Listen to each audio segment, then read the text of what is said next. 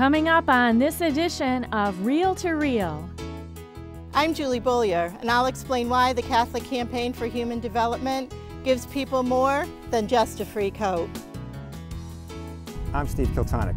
I'll take you along the 69-mile stretch of highway known as the Mohawk Trail. America's first scenic byway celebrates a 100-year anniversary this year. And I'll take you to the shrine of Our Lady of Częstochowa in Poland, home to the Black Madonna. These stories and more are just ahead on this edition of Reel to Reel from the Mohawk Trail. From throughout Western New England and beyond, this is Reel to Reel, your window on the world around you.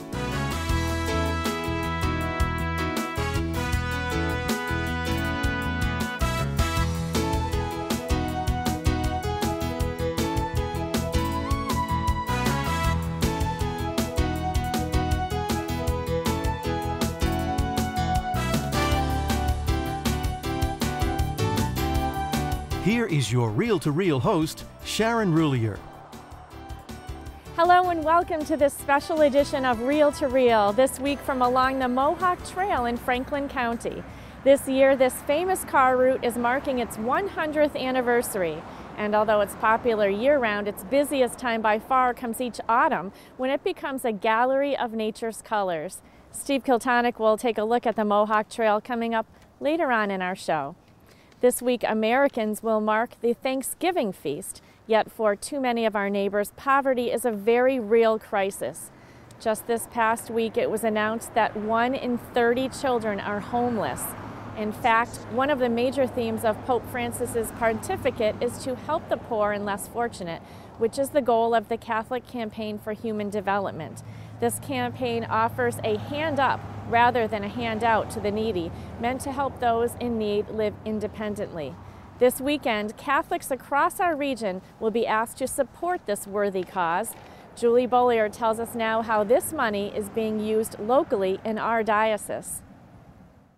For over 40 years now, community organizations supported by the Catholic Campaign for Human Development, or CCHD, have brought joy and hope of the gospel to those lost on the margins of society. Jane Virgilio, president of Pioneer Valley Project, or PVP, explains this year's theme, CCHD, Working on the Margins. The issues that are worked on as part of Pioneer Valley Project are issues that concern people who are on the margins, usually, not always, but people who are poor, people who, immigrants, and obstacles that they face, severe obstacles that they face.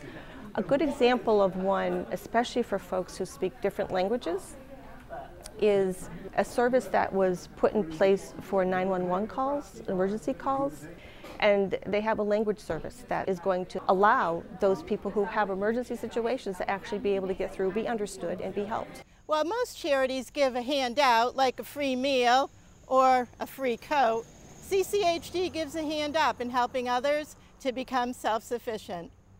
Catholic Campaign for Human Development has been around since the 1970s. It was a project first devised by the Catholic bishops to address more than direct assistance to folks, really trying to address some of the root causes of poverty, try to get down to the systemic levels of poverty. Look at communities and community-based alternatives to actually finding ways to help themselves and empower people's voices to be heard in local government and national government to make those kinds of systemic changes that would really have an impact on the poor. Board members Bob Tyre and Deacon Bill Toller talk about how this is being done through PVP. We're looking at three very, very important issues here in Springfield: education, housing, and public safety. And the Pioneer Valley Project is coordinating that effort, encouraging that effort, getting members involved, and looking to identify, I think particularly what CCHD funds are programs that help the poor get out of being poor and out of poverty. It was brought to my attention that PVP was working to save the libraries in Springfield, and I felt the need to be a part of keeping the library, especially the one on Island Pond Road. And we were able to save the East Forest Park branch. Bob added that libraries and their accessibility are vital to both children and adult learners who may not have access to internet, books, newspapers, or even have access to transportation to get them to the main library downtown. Sister Natalie Kane is working with a project similar to PVP developing out in Berkshire County, where the need is just as great. The transportation group, one of the things that they found out is that the taxes that go for transportation to the state, most of the money from those taxes stays down in the Boston area. And yes, there's more of a population in that Boston area, but there's also a need in our area for people to get to work, for people to get to jobs and so forth. There's money that comes from the Berkshires because also, you know, you have Tanglewood, you have all kinds of people come and shop, and all of the taxes and things that would go toward transportation, the money is coming from that area, but it's not coming back to meet the needs of those people, of the people. Both PVP and BOP are interfaith. Catholics are not only encouraged to donate, but also to join and volunteer. Go to your local parish for more information. And remember to donate to the Catholic Campaign for Human Development. We have a lot of second collections, a lot of national and international second collections in our parishes. This is, Pope Francis calls us to be a church of the poor. And this is a way of really getting involved, and I just would encourage people to think about the level of contribution they make, and perhaps maybe this year they can, in the spirit of Pope Francis, can hopefully put a little more in the envelope. That's what I would love to see. For more information on the Catholic Campaign for Human Development, go to usccb.org and click on CCHD, or go to our website, iobserve.org, for more on this story. For Reel to Reel, this is Julie Beaulieu. And you can donate to the Campaign for Human Development in parishes this weekend, or by checking out a link on our website at iobserve.org. Still to come on Reel to Reel, I'll take you to a shrine in Poland, home to the world-renowned icon of the Black Madonna. And Steve Kiltonic will take us to the Mohawk Trail, which is celebrating a special anniversary this year.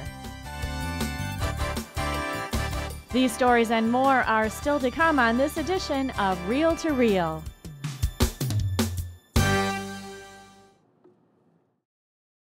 Exulting evermore, lift up. The Chalice of Salvation, your weekly spiritual connection. I'm Passionist Brother Terrence Scanlon, your Chalice host, inviting you to join us this Sunday at 10 a.m. This week, we welcome Father David Darcy, pastor of Holy Cross Parish, will be our celebrant. The Chalice of Salvation, your spiritual connection, Sunday morning at 10, right here on 22 News.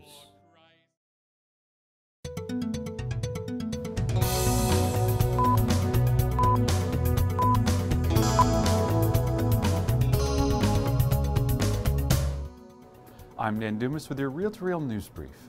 Permanent deacons from throughout the diocese gathered recently for their annual appreciation dinner and liturgy. Terry Haggerty reports. The Diocese of Springfield's annual Deacon Appreciation Mass was held at St. Michael's Cathedral recently. The Mass celebrated the ministry of the diaconate while recognizing the men and their wives for their sacrifices and dedication. It just gives the bishop and the diocese an opportunity to thank these gentlemen, these deacons, for all the hard work they do in their parishes. The Mass was con-celebrated by Bishop Rosansky and Bishop Emeritus Timothy McDonnell. And so this evening, it's a privilege to gather together to thank God, first of all, for the call that is given to each one of us in service to Him. The diaconates, made up entirely of deacons from the diocese, provided the music. Is from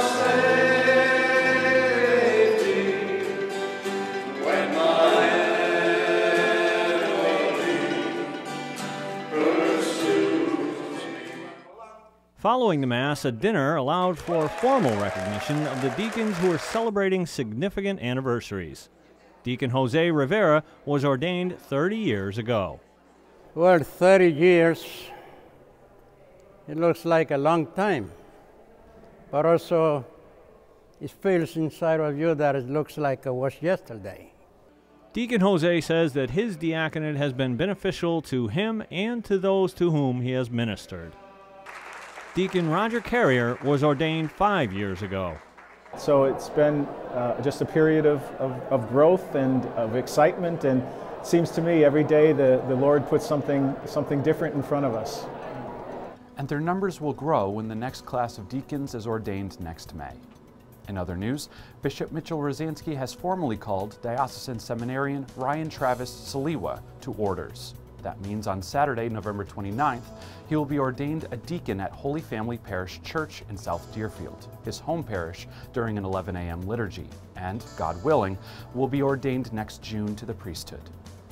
Meanwhile, the big news of the week came when Pope Francis confirmed he will make his first visit to America in 2015 to attend the World Conference of Families. Here's a report from Catholic News Service.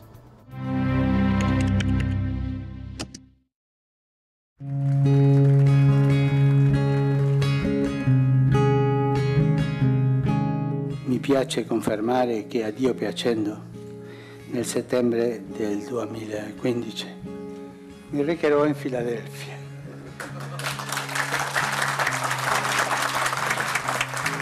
per l'8º incontro mondiale delle famiglie.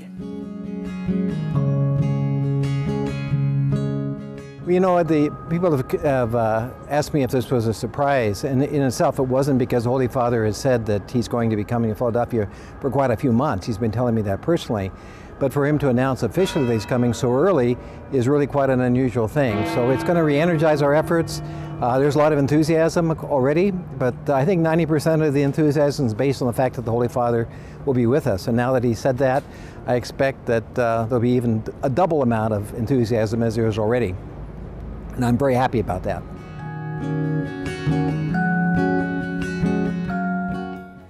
Finally, with Thanksgiving here and Christmas not far behind, many parishes are planning holiday festivals and craft fairs. Holyoke's Our Lady of Guadalupe Parish will hold their annual Fall into the Holidays event next Sunday, November 30th from 9 to 3 at the Parish Gym on Maple Street. Along with crafts and other potential gifts, there will be a meat pie competition with slices available. That's Sunday, November 30th at Our Lady of Guadalupe in Holyoke. And the organizer for that event, Jenny McGivern, was recently honored by the Holyoke Fire Department with the Lieutenant Daniel Boyle Award that recognizes someone in the community who has shown courage in the face of adversity, dignity despite despair, a positive spirit that is contagious, and a deep love for family, friends, and the city of Holyoke. Jenny is a cancer survivor who not only helps organize the parish fair, but also teaches in its religious ed programs. Congratulations, Jenny McGivern.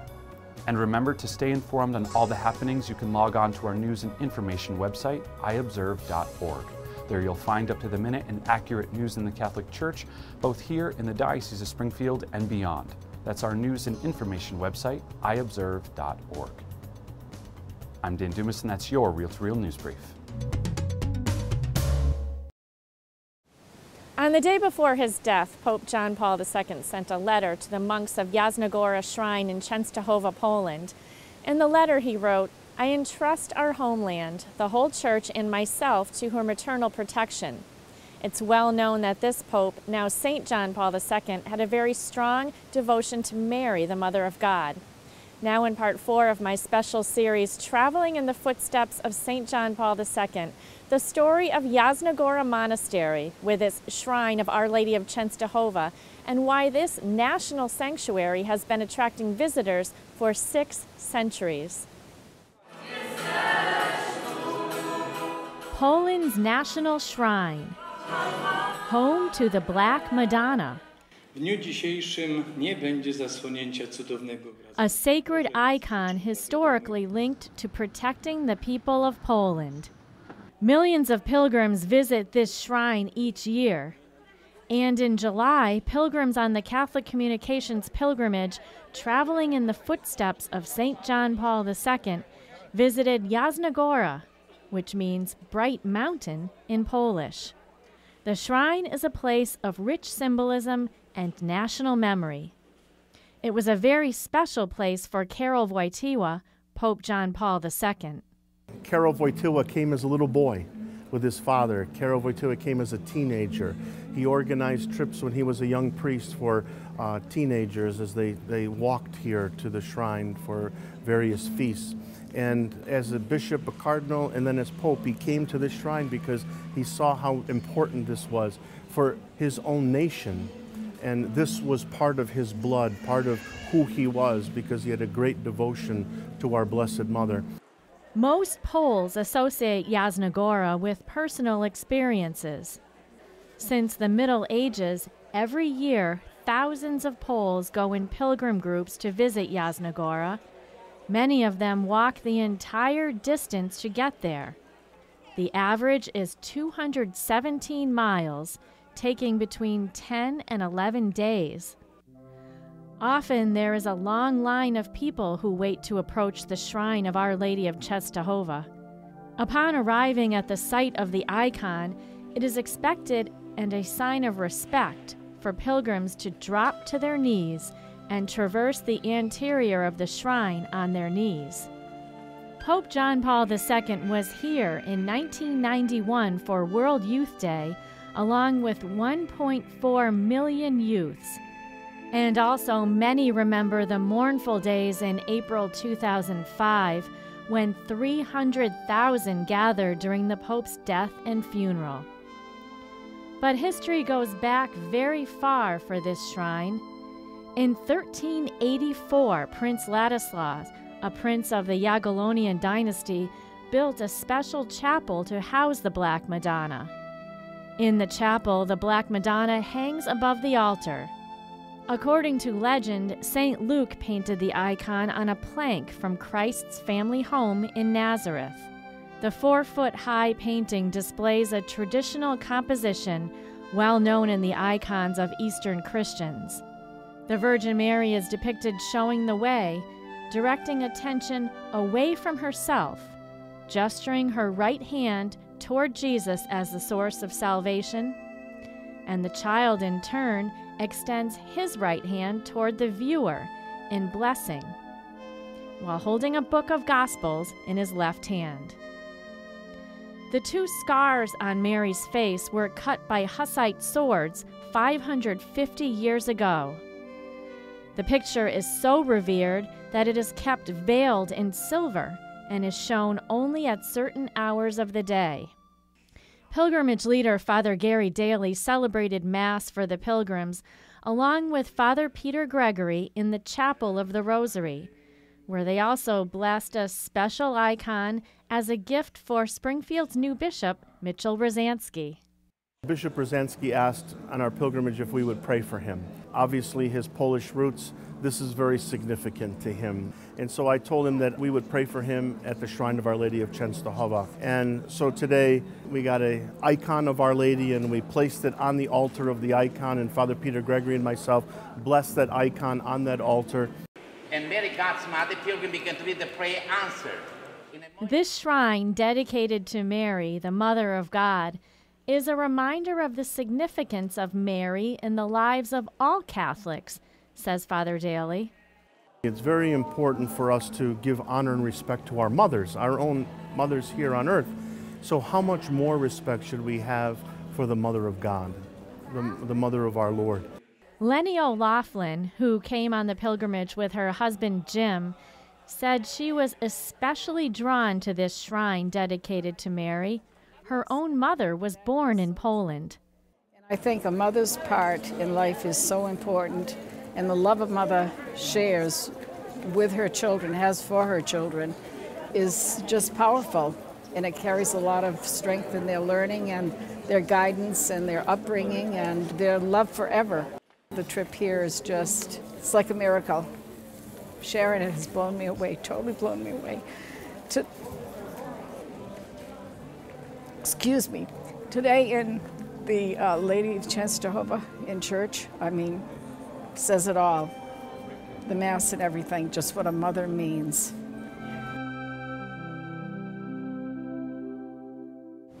As I said at the start of our show, today we've been coming to you from along the Mohawk Trail. Long before America's iconic Route 66, the Mohawk Trail beckoned travelers from New England and beyond to seek its scenic beauty and many attractions, both natural and man-made. Steve Kiltonick recently drove along the trail's many turns across its flowing rivers and up and down its picturesque hills to find out why this highway remains so popular over the years with both old and young alike. And he says this year holds a special significance for the trail as it reaches an historic milestone. It has sweeping panoramic vistas, natural wonders, world-famous art galleries, engineering marvels, quaint villages, historic landmarks, four-season recreational activities, and better yet, it's located right in our own backyard. In 1914, the Mohawk Trail was designated America's first scenic byway by the Massachusetts State Legislature. It stretches 69 miles from Williamstown to Athol, winding through hills and over 5 rivers along what is now called Route 2 in western Massachusetts. Since its beginning, the trail has attracted travelers from across the U.S., and this year is celebrating a landmark 100-year anniversary.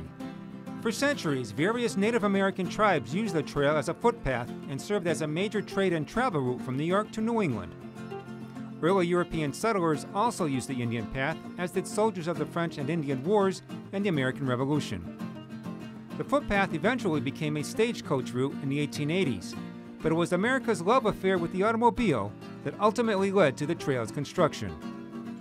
Charles Cahoon is president of the North Adams Historical Society, which this year displayed Mohawk Trail memorabilia, souvenirs, and postcards as part of a centennial exhibit.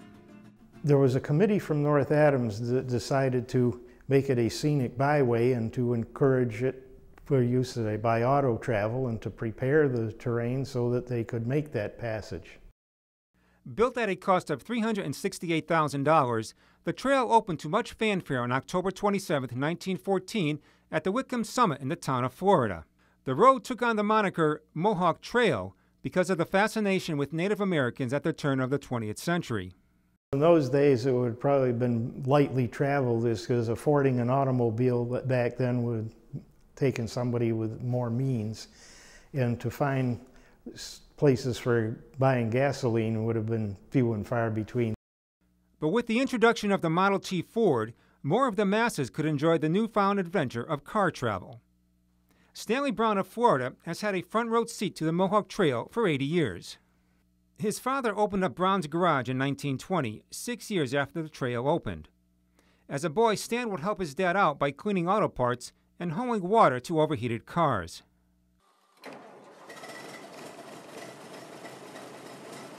Brown, who can be seen driving his vintage 1925 Model T around town, has also served on the Florida Historical Committee for the past 15 years and is considered a local historian.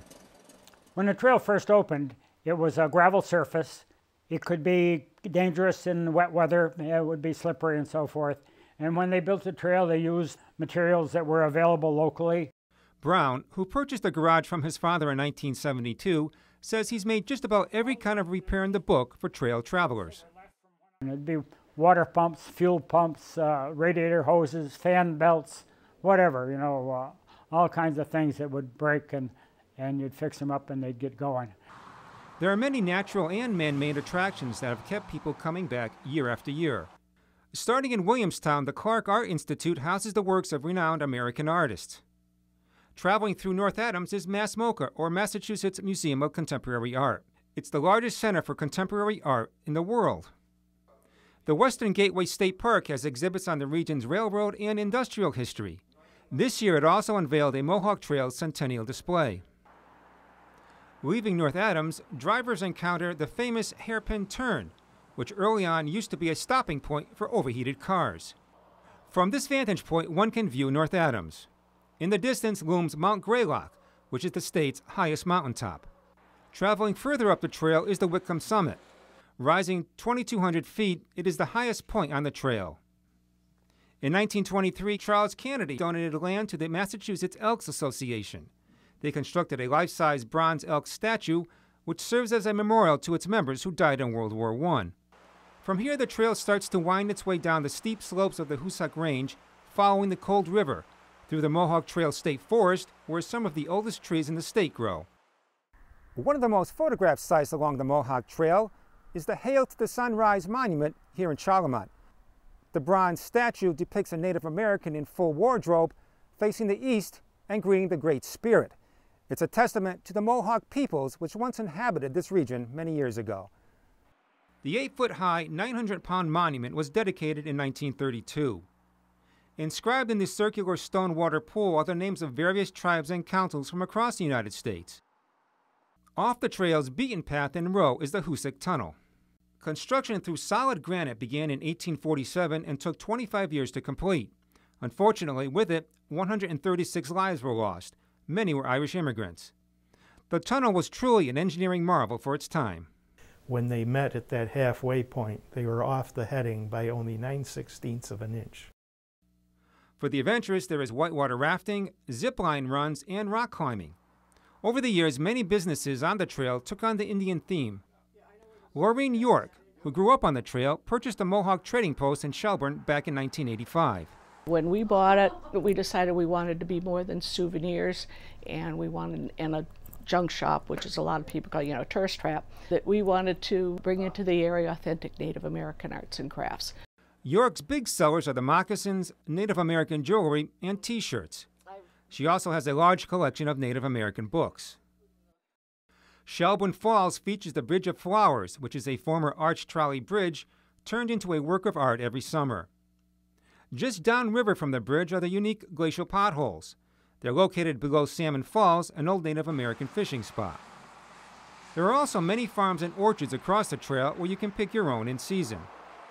Going eastward, the trail passes through Greenfield before reaching the French King Bridge, which connects Irving and Gill.